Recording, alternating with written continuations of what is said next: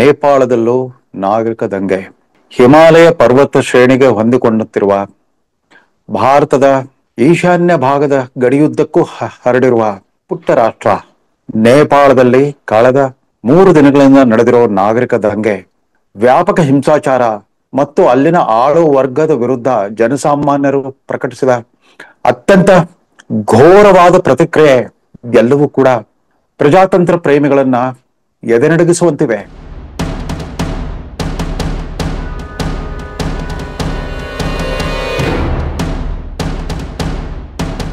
ಹೇಳಿ ಕೇಳಿ ತಮಗ್ ಗೊತ್ತಿರಲಿ, ನೇಪಾಳ ಅಂದ್ರೆ ಪಕ್ಕಾ ಹಿಂದೂ ರಾಷ್ಟ್ರ. 2,97,00,000 ಜನಸಂಖ್ಯೆ ಇರುವ ಆ ನೇಪಾಳದಲ್ಲಿ 99% ಅಲ್ಲಿನ ಜನಸಂಖ್ಯೆಯವರೆಲ್ಲರೂ ಕೂಡ ಹಿಂದೂಗಳ 4 ವರ್ಣಾಶ್ರಮ ಪದ್ಧತಿಗೆ ಸಂಬಂಧಪಟ್ಟಂತೆ ಅವೇ 4 ವಿವಿಧ ವರ್ಣಗಳ ಜನರೇ ಅಲ್ಲಿ ಅಧಿಕ ಸಂಖ್ಯೆಯಲ್ಲಿದ್ದಾರೆ. ಅಲ್ಲಿನ ಆಳು ವರ್ಗ ಮತ್ತು ಜನಸಾಮಾನ್ಯರ ನಡುವಿನ ಈ ಪ್ರಮಾಣದ ಪರಸ್ಪರ ಅಪನಂಬಿಕೆ, ಅನುಮಾನ ಮತ್ತು ಆಕ್ರೋಶ 3 ಒಟ್ಟಿಗೆ ಸೇರಿಬಿಟ್ಟು ನಿನ್ನೆ ಮತ್ತು ಮೊನ್ನೆ ನಡೆದ ಘಟನಾವಳಿಗಳು ಇಡೀ ಜಗತ್ತಿನಾದ್ಯಂತ ಅಷ್ಟೇ ಅಲ್ಲ, ವಿಶೇಷವಾಗಿ ಭಾರತದಲ್ಲಿ. ಯಾಕಂದ್ರೆ ನೇಪಾಳವನ್ನ ಇದುವರೆಗೂ ಭಾರತ ತನ್ನ ಕಿರಿಯ ತಮ್ಮನಂತೆ ಪರಿಗಣಿಸ್ತಾ ಬಂದಿತ್ತು. ಹಿಂದೊಮ್ಮೆ ಹೀಗೆ ಒಂದು 7-8 ವರ್ಷಗಳ ಹಿಂದೆ ಅಲ್ಲೊಂದು ಭಾರಿ ಭೂಕಂಪವಾದಾಗ ಭಾರತ ಸರ್ಕಾರ, ನರೇಂದ್ರ ಮೋದಿ ನೇತೃತ್ವದ ಭಾರತ ಸರ್ಕಾರ ಎಲ್ಲರಿಗಿಂತ ಮೊದಲನೇದಾಗಿ ಅಲ್ಲಿ ಎಲ್ಲ ರೀತಿಯ ಸಹಾಯವನ್ನ ರವಾನಿಸಿತ್ತು. ಜೊತೆಗೆ ಇಲ್ಲಿನ ಸೇನಾ ನೆರವನ್ನು ಕೂಡ, ಇಲ್ಲಿನ ರಕ್ಷಣಾ ಪಡೆ, ವಿಶೇಷ ರಕ್ಷಣಾ ಪಡೆಯನ್ನು ಕೂಡ ಕಳಿಸ್ಬಿಟ್ಟು ಅಲ್ಲಿನ ಜನರಿಗೆ ನೆರವು ಕೊಟ್ಟಿದ್ರು. ಆದ್ರೆ ನೇಪಾಳದ ಪರಿಸ್ಥಿತಿ ಏನು ಅಂತ, ಅಲ್ಲಿನ ಫಜೀತಿ ಏನು ಅಂತಂದ್ರೆ, ಒಂದು ಕಡೆ ಅದರ ಉತ್ತರ ಭಾಗದ ಉದ್ದಕ್ಕೂ ಕೂಡ ಚೀನಾ ದೇಶ ಕಣ್ಗಾವಲಿಟ್ಟು ಕಾಯ್ತಾ ಇದೆ. ಯಾವ ರೀತಿ 50ರ ದಶಕದ ಅಂತ್ಯದಲ್ಲಿ ಮತ್ತು 60ರ ದಶಕದ ಆರಂಭದಲ್ಲಿ ಟಿಬೆಟ್ ಅನ್ನ ಆಕ್ರಮಿಸ್ಕೊಂಡ್ಬಿಡ್ತೋ, ಅದೇ ರೀತಿ ಯಾವುದೇ ಕ್ಷಣದಲ್ಲೂ ಕೂಡ ನೇಪಾಳದ ಭೂಪ್ರದೇಶದ ಮೇಲೂ ಕಣ್ಣಿಟ್ಟಿರುವಂಗೆ ಕಾಣುತ್ತೆ. ಅದು ನೇರವಾಗಿ ಭೌತಿಕವಾಗಿ ಸಾಧ್ಯವಾಗದೇ ಇದ್ರು ಕೂಡ ಭಾವನಾತ್ಮಕವಾಗಿ ನೇಪಾಳವನ್ನ ವಶಪಡಿಸಿಕೊಳ್ಳಕ್ಕೆ ಚೀನಾ ಹೊಂಚಾಕ್ ಕೂತಿರೋದು ಹೊಸ್ತೇನಲ್ಲ. ಇದಕ್ಕೆ ಪುರಾವೆ ಏನು ಅಂತಂದ್ರೆ, ಈಗ 2 ದಶಕಗಳ ಹಿಂದೆ ಅಲ್ಲಿನ ರಾಜಮನೆತನ ತನ್ನನ್ನು ತಾನೇ ನಾಶ ಮಾಡ್ಕೊಂಡ್ಬಿಡ್ತು. ಅಲ್ಲಿನ ಶಹ ಮನೆತನ, ಮಹೇಂದ್ರ ಬಹದ್ದೂರ್ ಶಾ ಇದ್ರು, ಅದನಂತರ ಬೀರೇಂದ್ರ ಬಹದ್ದೂರ್ ಶಾ, ಆ ಚಕ್ರವರ್ತಿಗಳು ನೇಪಾಳವನ್ನ ಆಳ್ತಾ ಇದ್ರು. ಆದ್ರೆ ರಾಜಮನೆತನದಲ್ಲಿ ನಡೆದ ಆಂತರಿಕ ದಂಗೆಯಿಂದಾಗಿ ಒಂದು ದೊಡ್ಡ ದುರಂತವೇ ಸಂಭವಿಸ್ಬಿಡ್ತು. ಬೆಳಗಿನ ಉಪಹಾರಕ್ಕೆ ಕೂತಾಗ ರಾಜಮನೆತನದ ರಾಜಕುಮಾರನೇ ತನ್ನ ತಂದೆ ತಾಯಿ ಸಹೋದರ ಎಲ್ಲರನ್ನು ಕೂಡ ಕೊಂದು ಹಾಕ್ಬಿಟ್ಟು ತಾನು ಕೂಡ ಆತ್ಮಾಹುತಿ ಮಾಡ್ಕೊಂಡ್ಬಿಟ್ಟ. ಆ ಭೀಕರ ಘಟನೆ ನಡೆದಾದ್ಮೇಲೆ ಅಲ್ಲಿನ ರಾಜಪ್ರಭುತ್ವ ಅಂತ್ಯಗೊಳ್ತು. ಅಲ್ಲಿನ ಜನ ಬಹುಕಾಲದಿಂದ ಬಯಸಿದ್ದ ಪ್ರಜಾಪ್ರಭುತ್ವ ಅಸ್ತಿತ್ವಕ್ಕೆ ಬಂತು. ಪ್ರಜಾಪ್ರಭುತ್ವ ಅಸ್ತಿತ್ವಕ್ಕೆ ಬಂದಿರಬಹುದು, ಆದ್ರೆ ಪ್ರಜಾಪ್ರಭುತ್ವವನ್ನ ತಾನಾಗಿ ಸ್ಥಿರವಾಗಿರುತ್ತೆ ಅಂತ ನಂಬಲಿಕ್ಕಾಗಲ್ಲ. ನಿರಂತರ ಎಚ್ಚರವೇ ಸ್ವಾತಂತ್ರ್ಯಕ್ಕಾಗಿ ನಾವು ತೆರಬೇಕಾದ ಬೆಲೆ. Eternal vigilance is the price of liberty. ಇದನ್ನ 200 ವರ್ಷಗಳ ಹಿಂದೆ ಅಮೆರಿಕ ಸಂಯುಕ್ತ ಸಂಸ್ಥಾನದ 4ನೇ ಅಧ್ಯಕ್ಷ ಥಾಮಸ್ ಜೆಫರ್ಸನ್ 19ನೇ ಶತಮಾನದ ಆರಂಭದಲ್ಲಿನೇ ಇಡೀ ಪ್ರಪಂಚದ ಪ್ರಜಾತಂತ್ರ ಪ್ರೇಮಿಗಳನ್ನ ಎಚ್ಚರಿಸಿದ್ರು. ನೇಪಾಳದಲ್ಲಾಗಿತ್ತು ಅದೇ. ಇನ್ನೂ ಶೈಶವಾವಸ್ಥೆಯಲ್ಲಿದ್ದ ನೇಪಾಳದ ಪ್ರಜಾಪ್ರಭುತ್ವವನ್ನ ಮತ್ತೆ ಪಕ್ಷ ರಾಜಕಾರಣ ವಿವಿಧ ರೀತಿಯಲ್ಲಿ ಕಾಡಿಸ್ಲಿಕ್ಕೆ ಶುರು ಮಾಡಿತು. ಅಲ್ಲಿ ಆರಂಭದಲ್ಲಿ ಭಾರತದ ಕಾಂಗ್ರೆಸ್ ಪಕ್ಷವನ್ನೇ ಹೋಲುವಂತ ಒಂದು ಪ್ರಜಾತಂತ್ರ ಪ್ರೇಮಿ ಪಕ್ಷ ಬಂತು. ಆದ್ರೆ ಅಲ್ಲಿ ನೇಪಾಳ ಕಾಂಗ್ರೆಸ್ ಹೆಸರಲ್ಲಿ ಅಧಿಕಾರ ವಹಿಸಿಕೊಂಡ ನಾಯಕತ್ವ ಕೂಡ ಬರ್ತಾ ನಾನಾ ಬಗೆಯ ಆಮಿಷಗಳಿಗೆ ತುತ್ತಾಗಿ ಅಧಿಕಾರ ರಾಜಕಾರಣದ ಎಲ್ಲ ಐಷಾರಾಮಿ ಬದುಕನ್ನ ಮೈಗೂಡಿಸ್ಕೊಳ್ತಾ ಬಂತು. ಅದಾದ ನಂತರ ಕಮ್ಯುನಿಸ್ಟರು ಅಲ್ಲಿ ಹೆಜ್ಜೆ ಇಟ್ರು. ಚೀನಾ ಕಮ್ಯುನಿಸ್ಟ್ ಪಕ್ಷಕ್ಕೆ ನಿಷ್ಠರಾದಂತ ಒಂದು ಹೊಸ ಬಣಲು ಉದ್ಭವಿಸ್ಬಿಟ್ಟು ಪಕ್ಕಾ ಕಮ್ಯುನಿಸ್ಟರೇ ಅಲ್ಲಿನ ಹಿಂದೂಗಳ ಮನಸ್ಸನ್ನ ಗೆದ್ದುಕೊಂಡು ಅಧಿಕಾರಕ್ಕೆ ಬಂದ್ರು. ಆ ಕಮ್ಯುನಿಸ್ಟ್ ಪ್ರಧಾನ ಮಂತ್ರಿಗಳು ಕೂಡ ರಾಜಕೀಯ ಭದ್ರತೆ ಮತ್ತು ಸ್ಥಿರತೆಯನ್ನ ಕಾಪಾಡೋದ್ರಲ್ಲಿ ವಿಫಲರಾದ್ರು. ಅದೇನಾಗ್ಲಿ, ಕಮ್ಯುನಿಸ್ಟ್ರೇ ಆಳ್ಲಿ, ಕಾಂಗ್ರೆಸ್ ಹೆಸರಲ್ಲೇ ಅಲ್ಲಿ ಅಧಿಕಾರ ನಡೆಸಲಿ, ಯಾರೇ ಅಧಿಕಾರ ನಡೆಸಿದ್ರು ಕೂಡ ನೇಪಾಳದ ಶ್ರಮಜೀವಿ ಜನತೆಗೆ ನೆಮ್ಮದಿ ಸಿಗಲೇ ಇಲ್ಲ. ಅವ್ರಿಗೆ ಭ್ರಷ್ಟಾಚಾರ ಮುಕ್ತ ದಕ್ಷ ಆಡಳಿತದ ಕನಸು ಕಾಣ್ತಾ ಇದ್ರು. ಪ್ರಜಾಪ್ರಭುತ್ವ ಅಂದ್ರೆ ನಮ್ಗೆ ಆ ರೀತಿ ಭಾರತದತ್ತ ಹಿರಿಯಣ್ಣ ಭಾರತದಲ್ಲಿ ಯಾವ ರೀತಿ ಜನ ಬದುಕ್ತಾ ಇದ್ದಾರೋ ಅದೇ ರೀತಿಯ ಬದುಕು ನಮಗೂ ಸಿಗಬಹುದು ಅಂತ ನಿರೀಕ್ಷೆ ಮಾಡಿದ್ರು. ಹಾಗಾಗ್ಲೇ ಇಲ್ಲ. ನೋಡಿ, ಪರಂಪರಾನುಗತವಾಗಿ ನೇಪಾಳಿಯರನ್ನ 2 ರೀತಿಯಲ್ಲಿ ನಾವು ಭಾರತದಲ್ಲಿ ಗುರುತಿಸ್ತಾ ಬಂದ್ಬಿಟ್ಟಿದ್ದೇವೆ. ಒಂದು ಗೋರ್ಖಾಗಳು ಮತ್ತೊಂದು ಶೆರ್ಪಾಗಳು. ಯಾರು ಹಿಮಾಲಯ ಪರ್ವತಾರೋಹಣ ಮಾಡ್ಲಿಕ್ಕೆ ಹೋಗ್ತಾರೋ, ಅದು ಹಿಲೇರಿ ಮತ್ತು ತೇನ್ಸಿಂಗ್ ಕಾಲದಿಂದ ನಾವೆಲ್ಲ ಪಠ್ಯ ಪುಸ್ತಕಗಳು ಓದ್ತಾ ಬಂದಿದ್ವಿ.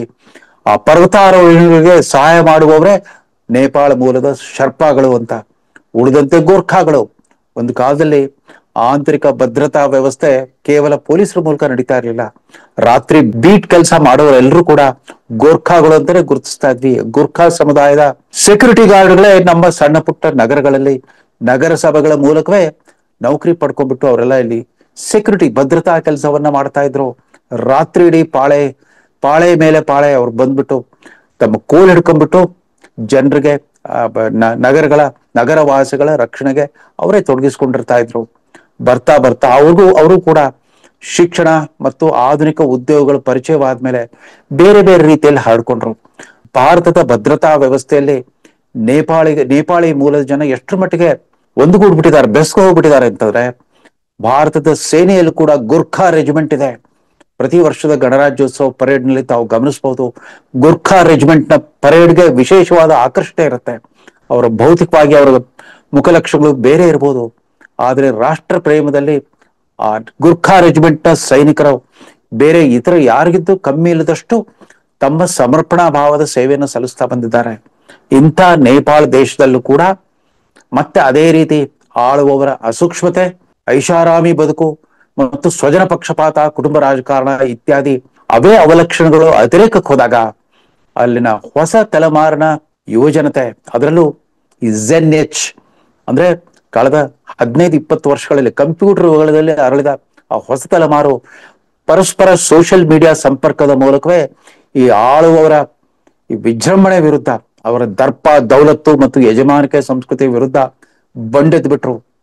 ಆದ್ರೆ ಇವರ ಹಿಂದೆ ಇವರು ಕಳೆದ 3 ದಿನದಲ್ಲಿ ನಡೆಸಿರೋ ಆ ಸಂಘಟಿತ ಪ್ರತಿಭಟನೆ ಹಿಂದೆ ಯಾವುದೋ ಒಂದು ಕಾಣದ ಕೈವಾಡ ಇದ್ದೇ ಇರಬೇಕು ಅಂತ ಎಲ್ಲರೂ ಅನುಮಾನಿಸ್ತಾ ಇದ್ದಾರೆ. ಇಲ್ಲೂ ಕೂಡ ಹಿಂದೆ ಬಾಂಗ್ಲಾದೇಶ್ ಮತ್ತು ಶ್ರೀಲಂಕಾದಲ್ಲಿ ಆದಂತೆ ರಾಜಪ್ರಭುತ್ವದ ವಿರುದ್ಧ, ಅಂದ್ರೆ ಅಲ್ಲಿ ಪ್ರಜಾಸತ್ತಾತ್ಮಕವಾಗಿ ಅಧಿಕಾರಕ್ಕೆ ಬಂದಿರೋ ಅಧಿಕಾರಸ್ಥರ ವಿರುದ್ಧ ಈ ಪರಿಯಾದ ಹಿಂಸಾಚಾರ, ಅಲ್ಲಿನ ಪಾರ್ಲಿಮೆಂಟ್ ಭವನಕ್ಕೆನೆ ಬೆಂಕಿ ಇಟ್ರು, ಅಲ್ಲಿನ ಸರ್ವೋಚ್ಚ ನ್ಯಾಯಾಲಯಕ್ಕೆ ಬೆಂಕಿ ಇಟ್ರು, ಜೊತೆಗೆ ಅಲ್ಲಿನ ಪ್ರಧಾನಮಂತ್ರಿ ನಿವಾಸಕ್ಕೆ ಬೆಂಕಿ ಇಟ್ರು. ಅದಷ್ಟೇ ಅಲ್ಲ, ಪ್ರಧಾನಮಂತ್ರಿ ಹೆಲಿಕಾಪ್ಟರ್ ಅಲ್ಲಿ ಪರಾರಿ ಆಗ್ತಾ ಇದ್ರೆ ಉಳಿದ ಸಚಿವರುಗಳೆಲ್ಲ ಜನಜಂಗುಳಿಯ ಆಕ್ರೋಶಕ್ಕೆ ಸಿಕ್ಕಾಕೊಂಡ್ಬಿಟ್ಟು ಪೆಟ್ಟು ತಿಂದ್ರು. ಮತ್ತೊಬ್ಬ ಮಾಜಿ ಪ್ರಧಾನಮಂತ್ರಿಯ ಪತ್ನಿಯನ್ನ ಜೀವಂತವಾಗಿ ದಹಿಸಿಬಿಟ್ರು ಅಲ್ಲಿನ ಪ್ರತಿಭಟನಾಕಾರರು. ಇದು ಸಾಮಾನ್ಯ ಪ್ರತಿಭಟನೆ ಅಲ್ಲ.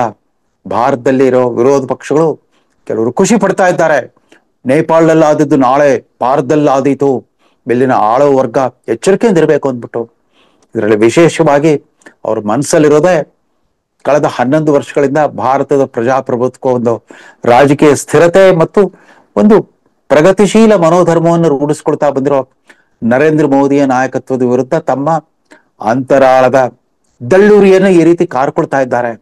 ಜನರನ್ನ ಮತಗಳ್ಳತನ ಮತ್ತು ಚುನಾವಣಾ ಆಯೋಗದ ವಿರುದ್ಧ ಬಂಡಾಯ ವೇಳಲಿಕ್ಕೆ ಪ್ರಚೋದನೆ ಕೊಡ್ತಾ ಇರೋ ನಾಯಕರೆಲ್ಲ ಗಮನಿಸಬೇಕು. ಅಕಸ್ಮಾತ್ ಆ ಥರದ ಒಂದು ನಾಗರಿಕ ದಂಗೆ ಇಲ್ಲಿ ಕೂಡ ನಡೆದ್ರೆ ನೀವು ಕೂಡ ಶಿಕಾರಿ ಆಗ್ತೀರಾ.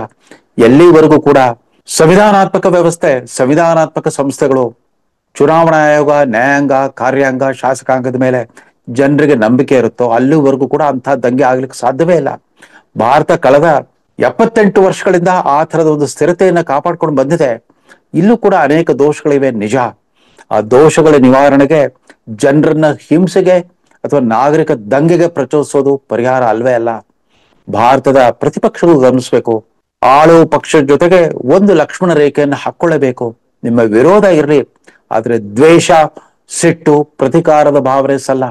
ಆಳುವ ಪಕ್ಷವಾಗ್ಲಿ ವಿರೋಧ ಪಕ್ಷಗಳಾಗ್ಲಿ ಒಂದು ಹಂತದವರೆಗೂ ವೈಚಾರಿಕ ಸಂಘರ್ಷ ನಡೆಸಬೇಕೆ ಹೊರತು ಪರಸ್ಪರ ದ್ವೇಷ, ಅಸೂಯೆ, ಆಕ್ರೋಶವನ್ನ ಪ್ರಕಟಿಸಕ್ಕೆ ಶುರು ಮಾಡ್ಬಿಟ್ರೆ ನೀವು ಕೂಡ ಜನಸಾಮಾನ್ಯರ ಕೈಯಲ್ಲಿ ಸಿಕ್ಕು ಬಲಿಯಾಗ್ಬಿಡ್ತೀರಿ.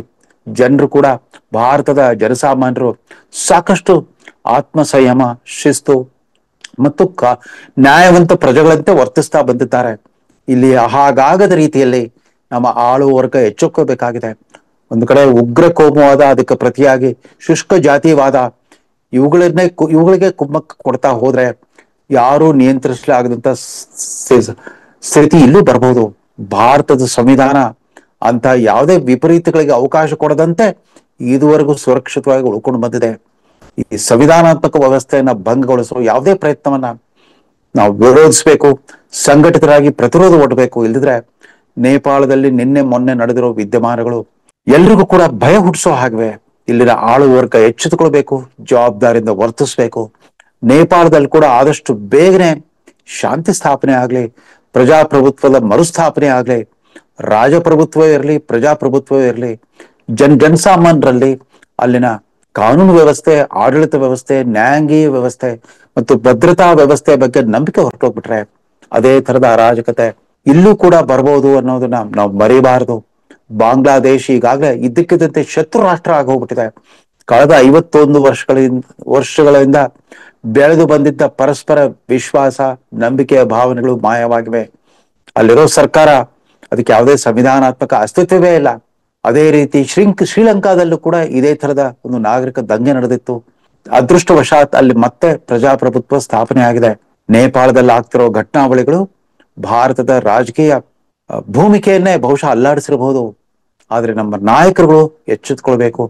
ಸಣ್ಣ ಪುಟ್ಟ ಕೋಮು ಸಂಘರ್ಷ, ಧಾರ್ಮಿಕ ಕಾರಣಗಳಿಂದಾಗಿ ನಡೆಯೋ ಜಗಳಗಳನ್ನೆಲ್ಲ ಅಲ್ಲಿಂದಲ್ಲೇ ಬಗೆಹರಿಸ್ಬಿಟ್ಟು ಶಾಂತಿ ಸ್ಥಾಪನೆ ಮಾಡೋ ಪ್ರಯತ್ನ ಮಾಡಬೇಕು ಹೊರತು ಅವುಗಳಿಗೆ ಉರಿಯೋ ಬೆಂಕಿಗೆ ತುಪ್ಪ ಸುರಿಯೋ ಕೆಲಸ ಮಾಡ್ಕೊಡುದು ಅಂತ ನಮ್ಮ ಜನಪ್ರತಿನಿಧಿಗಳಿಗೂ ಕೂಡ ಒಂದು ಎಚ್ಚರಿಕೆಯ ಅರಿಕೆ ಮಾಡ್ಕೊಳ್ತಾ ಈ ಸಂಚಿಕೆಯನ್ನು ಮುಗಿಸ್ತಾ ಇದ್ದೇನೆ. ನಮಸ್ಕಾರ.